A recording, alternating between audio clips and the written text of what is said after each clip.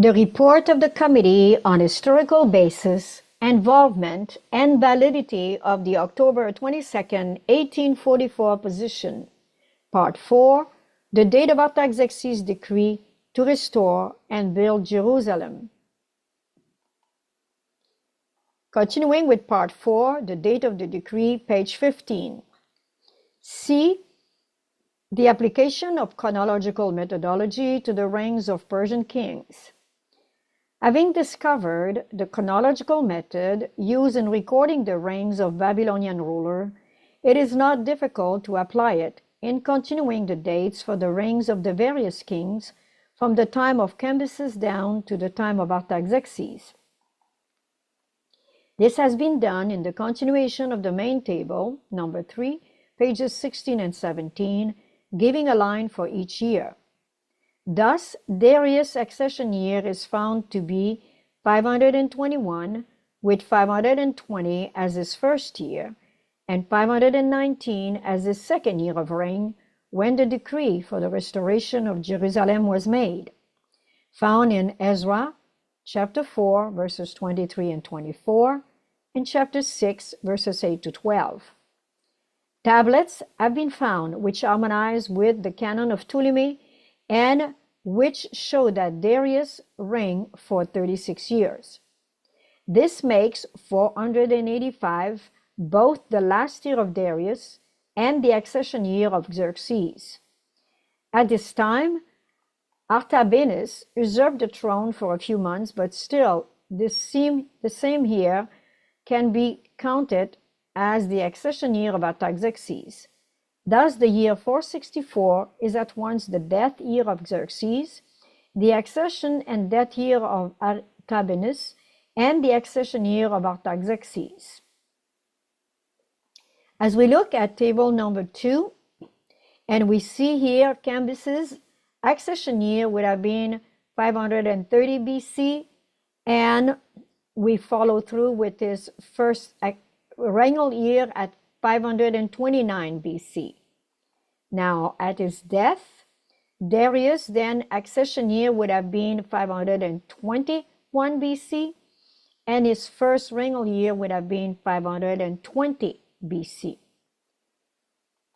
Continuing with the reign of Darius and bringing us down to the time of his death and his final year of reign, we come now to 35 years of reign and 486 BC to his death, and 485 BC, which marks also the accession year of Xerxes and his first year of his reign in 484 BC.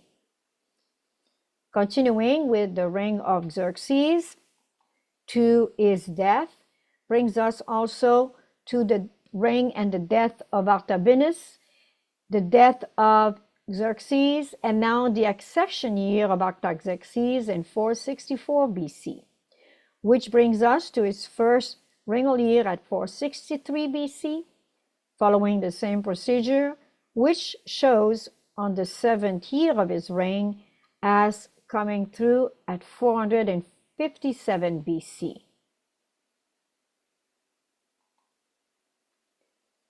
Continuing with D, the final application in working out of definite date for the 7th year of Artaxerxes. It is a recognized fact among the scholars dealing with the problem that the Babylonians dated the commencement of their year in the spring, about the time of the vernal equinox, that the Jews had a system of double reckoning may be seen from the fact that their sacred year began in the spring with the first new moon following the vernal equinox for a common year, and the fact that the civil year began in the fall at the 1st of Tisri, which was the first new moon following the autumnal equinox. That this was true may be shown from a comparison of Nehemiah, chapter 1, verse 1, chapter 2, verse 1, and Ezra, chapter 7, verses 7 to 9. In Nehemiah chapter 1 verse 1, the prophet is speaking of a visit to Shushan the palace in the month Chislev in the 20th year. After the events of chapter 1, in the first verse of chapter 2, the prophet goes on to relate succeeding events that happened in the month of Nisan, in the same 20th year of the king. This shows that in the 20th year of the king, the month Nisan or Abib, which was in the spring, came after the month Chislev, or the 9th month, which was in the fall. If this sequence happened in the 20th year, it would happen in any year, therefore in the first year. In Ezra chapter 7, verses 7 to 9, the prophet speaks of leaving Babylon in the first day of the first month and arriving in Jerusalem on the first day of the 5th month, in the 7th year of the king. If the 5th month of the year followed the first month of the year in the 7th year, it would have the same order in the 20th year or in the 5th year, or the first year. Therefore, the reckoning of the regnal years by the Jews began sometimes between the 5th month and the 9th month, all of which is in harmony with their two systems of calendrical reckoning at the present time, their civil year beginning in the fall and their sacred year in the spring. If we look at page 21, the chart D, it is spread out over the years 465 to 456 BC and shows graphically whether one accepts the Babylonian reckoning of time or the Jewish reckoning that the 7th year of Artaxerxes would fall in the year 457.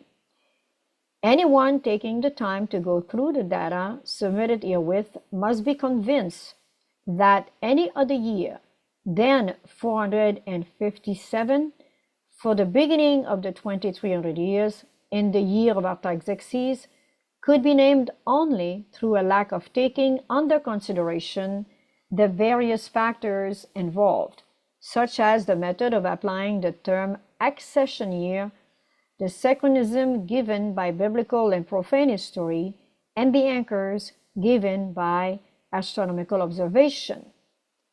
There seems to be no other date in history that has been more firmly established, both from biblical and history standpoints, than this 7th year of Artaxerxes.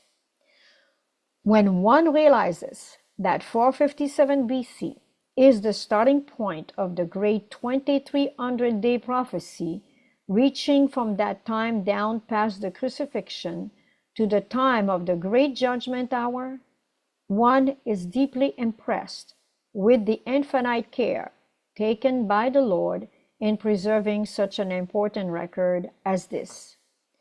This was prepared by Lynn Harper Wood.